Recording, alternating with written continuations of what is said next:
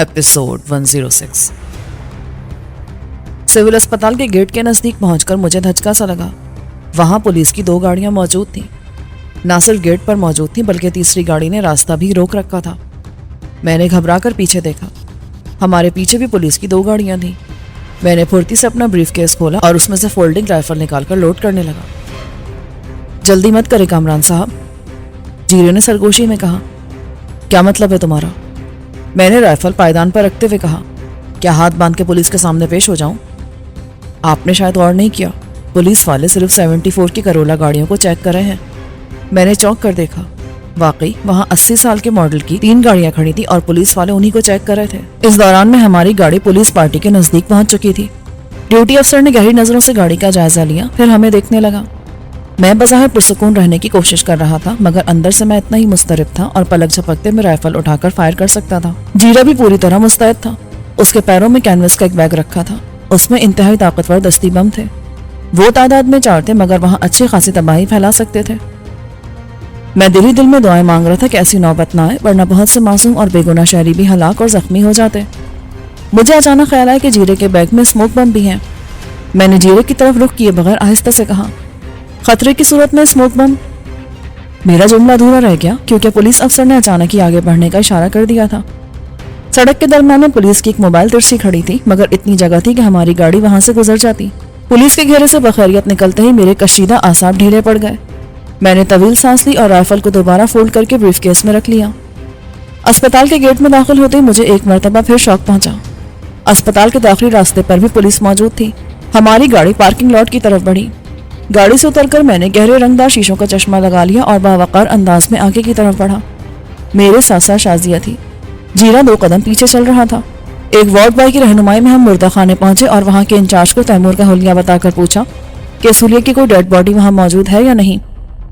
मैंने उसे मजीद बताया कि वो शख्स पैरों से माजूर था और जी हाँ। मेरी बात खत्म होने से पहले ही इंचार्ज बोल पड़ा, इस हुलिया की एक डेड बॉडी मौजूद है। फिर वो हमें लेकर आगे बढ़ा। उस हॉल नुमा कमरे में एक अजीब सी वहशत बरस रही थी। वहां चारों तरफ लाशें ही लाशें थी। वो जगह सही मानों में जाए इबरत थी। वहां मुझे ऐसे ऐसे शज़ुर भी दिखाई दिए जो जमीन पर पांव मारते होंगे तो पानी निकल आता होगा, मगर उस वक्त वो इबरत की तस्वीर बने पड़े थे। मैं झुरझुरी लेकर रह गया। इंचार्ज चलते चलते एक जगह रुक गया। वहां दीवार के साथ साथ चारों तरफ ऐसे खाने बने थे जैसे ऑफिस में कैबिनेट होते हैं। फर्क यह था कि ये खाने इतने बड़े थे जिनमें इंसानी लाशें रखी जा सकती थी। इंचार्ज ने हैंडल पकड़ा और दराज बाहर खींच ली। लाश के चेहरे पर कपड़ा पड़ा था। चेहरे पर भी खून के धब्बे थे जो स्याह पड़ चुके थे। इंचार्ज ने लाश के चेहरे से कपड़ा हटाया तो मुझे अचानक चक्कर सा आ गया। वो वाकई तैमूर था। उसके चेहरे पर स्टैंड गन का ब्रस्ट मारा गया था जिससे चेहरा मस्क हो गया था, मगर बालों की रंगत और स्टाइल से मैं पहचान गया कि वो तैमूरी है। मैंने लड़खड़ाकर किसी चीज का सहारा लेने की कोशिश की। मुझे यूं लगा जैसे फर्श अचानक ऊपर की तरफ आ गया हो। फिर मेरा जहन कुछ देर के लिए तारीकी में डूब गया। मेरे हवास दोबारा काम करने के काबिल हुए तो मैंने जीरे और शाजिया को खुद पर झुका पाया। जीरे शायद मुझे उठाने की कोशिश कर रहा था। मैं उसका सहारा लेकर खुद ही खड़ा हो गया और जीरे से कहा, यहाँ से फौरन बाहर निकलो, मुझे वहशत हो रही है। वहां से निकलकर हम लॉन के गोशे में सीमेंट के बेंच पर जा बैठे। हमसे कुछ ही फासले पर 2 आदमी जोरों शोर से बातें कर रहे थे। वो भी अस्पताल के मुलाजिम ही लग रहे थे। एक ने दूसरे से कहा, यार पुलिस ने तो जिंदगी हराम कर दी है। ये लोग सुबह शाम लोगों को परेशान कर रहे हैं, डाकू की तलाश में है। सुना है उस डाकू का एक साथी शदीद जख्मी है और पुलिस किसी मुखबरी के नतीजे में अब डाकू को तलाश कर रही है। उन अहमकों को इतना भी नहीं मालूम कि कोई डाकू भूल कर भी किसी सरकारी अस्पताल का रुख नहीं करता। मैं उन लोगों की बातें सुन रहा था, मगर मेरी आंखों के सामने गुजरे हुए मनाजिर गुजर रहे थे। तैमूर से पहली मुलाकात, उसके साथ मुख्तलिफ मार्के, लड़ना झगड़ना, खाना पीना। अब मेरे चारों तरफ एक भयानक खला था। रफ्ता रफ्ता मेरी हालत ऐसी हो गई कि मुझे इर्द गिर्द की कुछ खबर ना रही। अचानक मेरे कंधे पर किसी ने हाथ रख दिया। मैंने बमुश्किल गर्दन घुमाकर देखा। वो शाजिया थी। उसकी आंखें भी नम थी। वो गुलूगीर लहजे में बोली, कामरान तुम रो रहे हो? इतने आने आसाब के मालिक होकर भी तुम रो रहे हो? चलो उठो, घर चलें। यहाँ के मामलात से भाईजान निमट लेंगे। मैं ख्वाब के आलम में वहां से उठ गया। फिर मुझे नहीं मालूम कि मैं किस तरह घर तक पहुंचा। मुझे दोबारा नॉर्मल होने में तकरीबन 1 घंटा लग गया। उसमें शाजिया का बहुत हाथ था। उसने मुझे 2 दफा गरम गरम कॉफी पिलाई थी और मुस्तकिल मेरी दिलजोई कर रही थी। जीरा लौटा तो बहुत थका हुआ लग रहा था। میں اس وقت تک فیصلہ کر چکا تھا کہ گلوریا کو دشمنوں کے جنگل سے نکالوں گا اور یہ کام میں تنہا کروں گا. مجھے اب جیرے کے کسی ساتھی پر بھی اعتماد نہیں رہا تھا. میں نے سوال کا اظہار جیرے سے بھی کیا.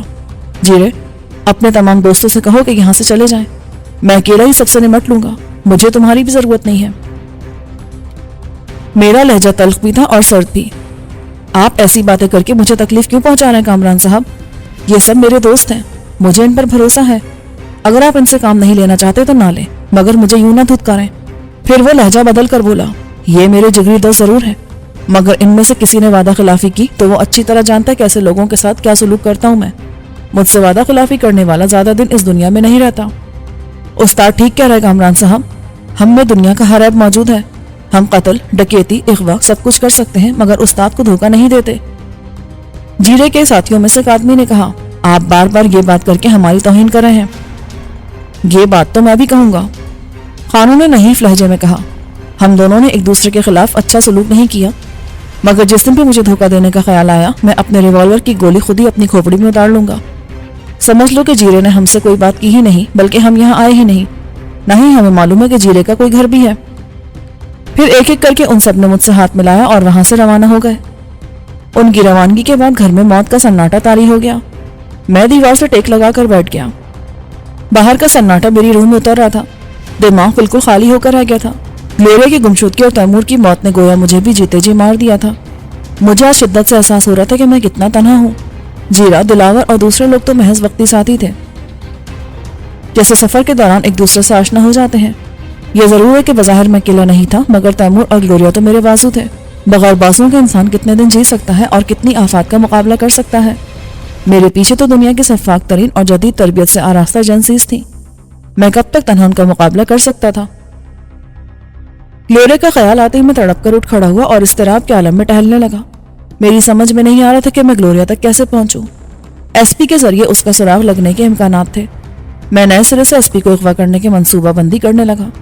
میں نے طے کر لیا تھا کہ یہ کام میں اکیلا ہی کروں گا اور ایس پی کو اغوا کرنے کے بعد کسی ایسے ویرانے میں لے جاؤں گا جہاں اس کی چیخو پکار دوسروں تک نہ پہنچ سکے. میں نے شلوار سوٹ اتار کر دوبارہ جینز اور جیکٹ پہن لی. بریف کیس میں سے باریک دھار والے انتہائی مہلک خنجر نکال کر چمڑے کی ایک مخصوص بیلٹ کے ذریعے اپنی پنڈلیوں کے ساتھ باندھے. جیکٹ کے اندرونی جیبوں میں لانگ رینج کا جرمن لوگا رکھا. اس کے ساتھ سائلنسر بھی تھا، مگر میں نے سائلنسر نکال کر پینٹ کی جیب میں رکھ لیا. ہر طرح سے تیار ہونے کے بعد میں نے بریف کیس کا جائزہ لیا. اس میں خطیر رقم کے علاوہ یوسی کی ایک فولڈنگ رائفل اور بے شمار راؤنڈز بھی تھے. اس میں ریوالور کے فاضل راؤنڈز بھی تھے. میں گھر سے نکلنے ہی والا تھا کہ جیرا آ گیا. اس کی آمد کی اطلاع مجھے گاڑی کے انجن کی آواز سے ملی. پھر شازیہ اور جیرا ایک ساتھ کمرے میں داخل ہوئے. شازیہ کے ہاتھ میں کافی کے مگ تھے اور جیرا بھی مختلف پیکٹوں میں نہ جانے کیا کچھ لے کر آ گیا تھا. مجھے تیار دیکھ کر وہ دونوں بری طرح چونکے. خیریت تو ہے کامران صاحب؟ یہ اچانک اب کہاں چل دی ہے؟ میں نے بہت سوچ بچار کے بعد یہ فیصلہ کیا جیرے کہ میں اپنی جنگ تنہا لڑوں گا. اچھا، آپ فی الحال کافی تو پئیں. شازیہ نے افسردگی سے کہا اور مجھے کافی کا مگ دے کر دوسرا جیرے کو دے دیا. میں اس وقت شدید ذہنی دباؤ کا شکار تھا. ممکن تھا کہ میں شازیہ کو بری طرح جھڑک دیتا، مگر میں اس کی دل آزاری کے خیال سے خاموش رہا. آپ نے سلسلے میں کچھ پلاننگ تو کی ہوگی؟ جیرے نے کہا، اگر مناسب سمجھے تو مجھے بھی کچھ بتا دیں. میں اس قابل تو نہیں ہوں کہ آپ کو کوئی مشورہ دے سکوں، مگر بعض اوقات احمق آدمی سے بھی کوئی کام کی بات ہو جاتی ہے. تم شاید یقین نہ کرو، مگر ابھی تک میں نے سلسلے میں کوئی پلاننگ نہیں کی ہے. ویسے بھی میں موقع محل کے لحاظ سے فوری طور پر فیصلے کرنے کا عادی ہوں. وہ ایس پی یا تو اپنے بنگلے میں ہوگا یا آفس میں. آفس میں ہوا تو اس کے باہر نکلنے کا انتظار کروں گا. ہاں، اگر وہ گھر میں ہوا تو مجھے خاصی مشکل پیش آئے گی. خیر، ہر مشکل کا کوئی نہ کوئی حل بھی تو ضرور موجود ہوتا ہے. آپ نے یہ کیسے فرض کر لیا کامران صاحب کہ آپ اکیلے رہ جائیں گے؟ میں تو آپ کو اپنا سمجھ رہا تھا، مگر آپ تو میرے ساتھ بالکل غیروں کی طرح پیش آ رہے ہیں. بات سمجھنے کی کوشش کرو جیرے. بس کامران صاحب، میں کچھ نہیں سنوں گا. آپ نے اکیلے جانے کی کوشش کی تو میں ہر طرح سے آپ کا راستہ روکوں گا. میں جانتا ہوں کہ آپ بہت شہزور ہیں اور میں زیادہ دیر تک آپ کا مقابلہ نہیں کر سکوں گا، مگر آپ کے ہاتھوں مرنے سے پہلے یہاں سے جانے نہیں دوں گا. اس نے فیصلہ کن لہجے میں کہا اور تن کر میرے سامنے کھڑا ہو گیا. میں چند لمحوں تک آنکھوں میں آنکھیں ڈالے جیرے کو گھورتا رہا. پھر طویل سانس لے کر فرش پر پڑے ہوئے گدے پر ڈھہ گیا اور شکست تسلیم کرنے والے انداز میں بولا، میں نے تو یہ فیصلہ تمہاری اور خاص طور پر شازیہ کی بھلائی کے لیے کیا تھا. اگر تمہیں میرے ساتھ خوار ہونے اور در بدر کی ٹھوکریں کھانے کا اتنا ہی شوق ہے تو مجھے بھلا کیا اعتراض ہو سکتا ہے. میرے اس فیصلے سے وہ دونوں انتہائی خوش ہو گئے. پھر جیرا بولا، یہ معلوم کرنا تو کوئی مشکل نہیں ہے کہ ایس پی گھر پر ہوگا یا آفس میں، مگر اس کے لیے ایک مرتبہ پھر پی سی او تک جانا پڑے گا۔ تمہاری بجائے اگر شازیہ ایس پی کو فون کرے تو زیادہ بہتر ہوگا، کیونکہ پولیس والے خواتین کی بات زیادہ ہمدردی سے سنتے ہیں۔ ایس پی اگر واقعی آفس میں ہو تو شاید شازیہ کو بات کرنے کا موقع بھی مل جائے۔ آپ یہیں ٹھہریں، ہم ایس پی آفس میں فون کر کے آتے ہیں۔ ان کی روانگی کے بعد میں نے گیٹ بند کیا اور ساری لائٹس بھی آف کر دی۔ ان کے جاتے ہی پورے گھر میں ایک محیط اور پرہال سناٹا طاری ہو گیا۔ تنہائی میں مجھے پھر گزرے ہوئے واقعات یاد آنے لگے۔ تیمور یاد آیا تو بے اختیار میری آنکھوں میں آنسو آ گئے۔ پھر تو گویا آنسوؤں کے آگے بندھا ہوا بند ٹوٹ گیا اور میں اس بری طرح رویا کہ مجھے اپنی ہی آواز اجنبی لگنے لگی۔ ہوش مجھے اس وقت آیا جب دروازے پر گاڑی کا ہارن سنائی دیا۔ میں نے جلدی سے منہ دھویا اور باہر نکل کر گیٹ کی جھری سے جھانکا۔ جیرا اور شازیہ لوٹ آئے تھے۔ میں نے آگے بڑھ کر گیٹ کھول دیا۔ یہ آپ نے تمام لائٹس آف کیوں کر رکھی تھی؟ شازیہ نے گاڑی سے اترتے ہوئے پوچھا۔ بس احتیاطاً، تم لوگوں کے بجائے کوئی اور بھی تو آ سکتا تھا۔ اس دوران میں جیرا گیٹ بند کر کے واپس آ گیا۔ ہاں بتاؤ، کوئی کام کی بات معلوم ہوئی؟ کام کی بات ہے کہ ایس پی اپنے آفس میں موجود ہے، شازیہ نے کہا۔ میں نے ایس پی کا نمبر ملا کر انگلش میں بات کی تو فون ریسیو کرنے والا شاید بوکھلا گیا۔ نہ جانے ہم لوگ انگلش سن کر اتنے مروب کیوں ہو جاتے ہیں۔ پھر میرا لہجہ تہمکانہ تھا۔ اس بیچارے کی مجبوری یہ تھی کہ وہ یس اور نو کے علاوہ کچھ بولنے کا حل بھی نہیں تھا۔ اس نے فوراً کال ایس پی کو ٹرانسفر کر دی۔ میں نے ایس پی سے خالص امریکن لہجے میں بات کی اور کہا کہ میں اس سے ایک اہم معاملے کے سلسلے میں ملنا چاہتی ہوں، اگر ابھی وقت ہو تو آ جاؤں۔ اس نے پوچھا کہ آپ کتنی دیر میں آ سکتی ہیں۔ میں نے جواب دیا کہ مجھے کم از کم پون گھنٹہ تو لگ ہی جائے گا۔ ایس پی نے جواب دیا کہ اگر کوئی ایمرجنسی نہ ہو تو پھر آپ یہ ملاقات کل پہ رکھیں، میں ابھی آدھے گھنٹے تک یہاں سے چلا جاؤں گا۔ سی ایم ہاؤس میں ایک اہم میٹنگ ہے، ورنہ میں آج ہی آپ کو بلا لیتا۔ جی رے، تمہیں معلوم ہے کہ ایس پی جانے آنے کے لیے کون سا روٹ اختیار کرتا ہے؟ اب یہ سوچو کہ ہم اسے کہاں گھیر سکتے ہیں۔ وہ بھری پوری شاہراہوں سے گزرے گا۔ ابھی اتنا زیادہ وقت نہیں ہوا کہ سڑکوں پر ٹریفک کم ہو۔ پھر اس کی ایک ہی صورت ہے، ہم کسی سگنل پر اپنا کام کر سکتے ہیں۔ اس کے لیے سگنل کا بند ہونا بھی شرط ہے۔ وہ بات کا مسئلہ ہے، فوری طور پر تو یہاں سے نکلو۔ اگر ہمیں راستے میں کوئی موقع نہ ملا تو ہم اس کے گھر کے نزدیک ہاتھ لگا کر بیٹھ جائیں گے۔ گڈ آئیڈیا، شازیہ بولی۔ بلکہ ہم یہی کرتے ہیں، وہ ڈیفینس میں رہتا ہے، وہاں اتنی بھیڑ بھاڑ بھی نہیں ہوتی۔ مجھے بھی اس کی تجویز سے اتفاق تھا۔ ہم لوگ عجلت میں وہاں سے نکلے کہ اگر ایس پی نے شازیہ کو ٹالنے کے لیے میٹنگ کا بہانہ بنایا بھی ہو تو ہم اسے بروقت گھیر سکتے ہیں۔ اس مرتبہ اسٹیئرنگ میں نے سنبھالنے کی کوشش کی، مگر شازیہ نے کہا کہ گاڑی مجھے ڈرائیو کرنے دو۔ اگر تیز رفتاری کی وجہ سے کسی سارجنٹ نے روکا بھی تو وہ مجھ سے زیادہ بحث نہیں کرے گا۔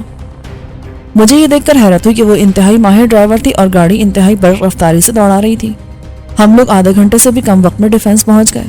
جیرے کو ایس پی کے بنگلے کا علم تھا۔ ہم اس کے بنگلے کے سامنے سے گزرتے چلے گئے۔ وہ ڈیفینس فیز 5 کا علاقہ تھا جو ان دنوں آباد نہیں تھا، مگر تعمیراتی کام تیزی سے جاری تھا اور ہر جگہ نامکمل مکانات موجود تھے۔ ایس پی کے بنگلے سے 2 بنگلے چھوڑ کر ایک پلاٹ زیر تعمیر تھا۔ اس کا اسٹرکچر کھڑا ہو چکا تھا۔ شازیہ نے گاڑی 2 بنگلوں کے درمیان اس انداز سے پارک کی کہ دونوں کے مکین یہی سمجھیں کہ پڑوس میں کوئی آیا ہوا ہے۔ دوسرا مسئلہ یہ معلوم کرنے کا تھا کہ ایس پی گھر پر موجود ہے بھی یا واقعی میٹنگ میں ہے۔ اس مشکل کا حل بھی شازیہ کے پاس موجود تھا۔ وہ ٹہلتی ہوئی ایس پی کے بنگلے پر پہنچی اور وہاں موجود گارڈ سے ایس پی کے بارے میں دریافت کیا۔ شازیہ کے حسن بلاخیز اور کچھ لہجے کے تحکم سے کانسٹیبل ایک دم مروب ہو گیا اور بولا، صاحب تجھے ابھی آفس سے نہیں آئے، آپ ان کا انتظار کرنا چاہیں تو میں آپ کو اندر بھجوا دیتا ہوں۔ اس کی ضرورت نہیں ہے، میں کل کسی وقت آ جاؤں گی۔ تم انہیں بتا دینا کہ مس شیرازی آئی تھی۔ یہ کہہ کر وہ ہماری طرف آنے کے بجائے سیدھی چلی گئی۔ وہ لوگ اتنی تیز آواز میں بات کر رہے تھے کہ مجھے آواز یہاں تک سنائی دے رہی تھی۔ شازیہ ایک لمبا چکر کاٹ کر دوبارہ ہمارے پاس آ گئی۔ پھر ہم لوگ بے چینی سے ایس پی کی واپسی کا انتظار کرنے لگے۔